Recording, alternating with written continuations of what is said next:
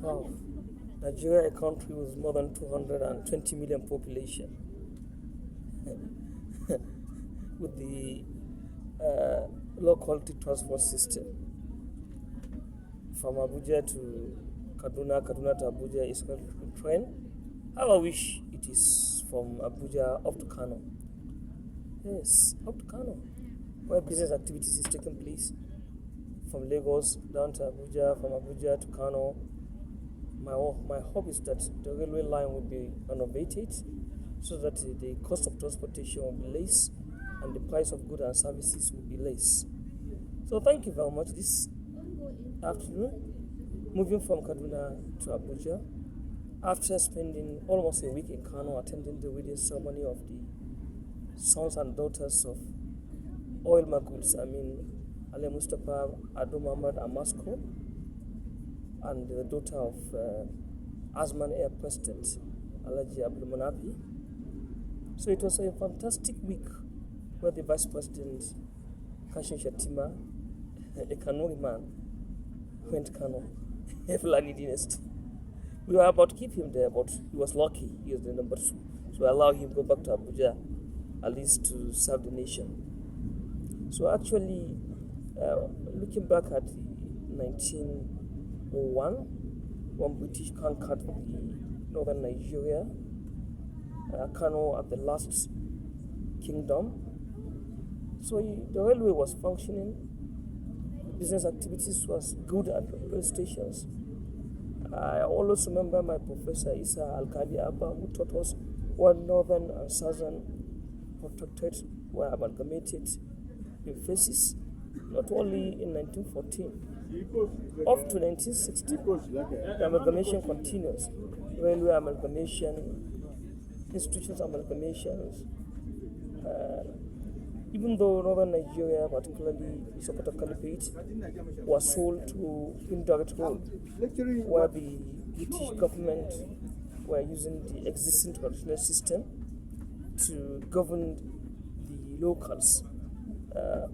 Kano was the biggest native authority under the British colonial administration, as it produces a lot, particularly gone north, with a lot of revenue. That's why the northern regional government under the late Ahmadu Bello Sardauna decided to establish Bank of the North in Kano along Zaria Road, now transformed to a Nile University, a private university, the first private university in Kano. So moving on this trend, I still remember, colonialism to me doesn't bring anything to Nigeria. Even though they're talking of independence, we were telling Nigerians, Africans were barbaric. Even though at that time Africans were providing all their needs. They have their cottage industries. But we were psychologically defeated, telling us, we don't know. So, okay. So now gradually the whole world is begin to understand that the major percentage of the richest in the world is domiciled in Africa. Yes, in Africa. Africa is the future of the world, but lack of good leadership is the main challenge, the main disease. We are celebrating that we are moving from one system to another, from military to democracy, from monarchy to democracy. It doesn't make any sense. Any type of government that can provide the needs, basic needs of the common man, the kind of government we need. We have to be frank with ourselves. We have to look at countries like UAE. Is it democracy? I'm not against democracy, but I'm against bad government and bad governance. So we have to look at UAE. It was a desert.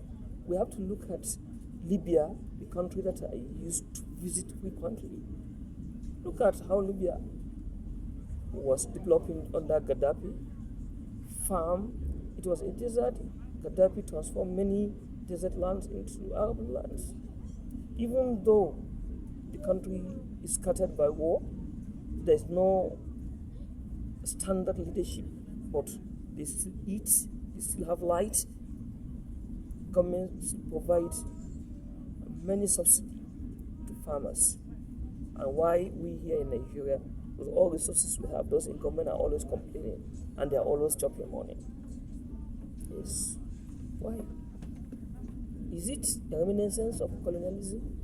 No, from what I read, we were better off under British colonial administration. Yes. Our industries in Kano, up to 1970s, up to indigenization, our textiles in Kaduna, cocoa house in Ibadan, many things. I remember one time I visited the Masani of Kano. He was telling us he was I think first Minister of Petroleum. He spent 7 years as Minister of Petroleum. But all the time he finished all his appointments from one ministry to another, from one country as an ambassador to another. He doesn't have a befitting house. Only his house inside the city. It was during Babangida Island that Babangida bought a house for him at Dwaki Road in Kano. So Mala Aminu Kano, leader of Kano politics, that's not a good house. What I learned, it was somebody that bought a house for him in Gomaja, parking out from Sudawa to Gomaja. Yes. We learned Zik of Africa, Kintola, Awolowo. So why politicians of these days are trying to pack what they cannot use? They pack all this money to where they cannot use them. It is, I don't know which kind of actually it is. You pack all this money, but you cannot use it. You go and keep it somewhere. And even your family, when you die, they cannot access it. What's the meaning of this?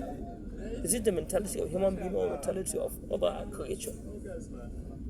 So actually, to know Africa better from outside Africa, Africa is very, very rich. We have good potentials. We have all the resources. Now I learned that France is coming to invest in Nigeria. Okay, it's good to bring investors, but we have to be very, very careful. I have seen a company, Ariba, which is one of the companies that mine uranium in Niger Republic, particularly in Aglit, Agreston. Yes. So now CNG is coming up. I have to advise those Ipman people, those in oil and gas business. I learned that many oil companies, many filling stations are now locked up under lock and keys because there is no business. Try and utilize this opportunity of CNG. Rush before other foreigners come and take over the business. It means we have to learn it from the scratch. You know how it takes before indigenization on oil companies. Let me mention them. Many British Petroleum, Total, and many of them, Tazako, were owned by foreigners. Gradually, Nigerians take over. So now the CNG is an opportunity for you. Somebody from an NPC, in particular, he's in charge of the CNG, was telling me, if somebody's car is converted from fossil to CNG, 5,000 CNG can take one from Abuja to Kano. So what are you telling me? So utilize the opportunity. The gadgets are there. Go China, buy it. Go India, buy it. Go Indonesia, buy it. Yes. No need of wasting time. So Africans outside Africa, you have to learn that Africa is not a center of diseases.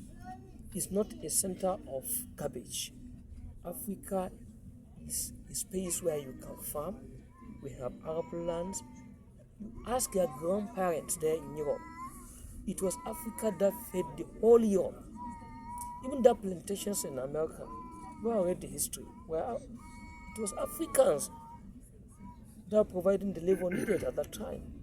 But the information spread by Americans inside America is different from the information Americans spread outside America.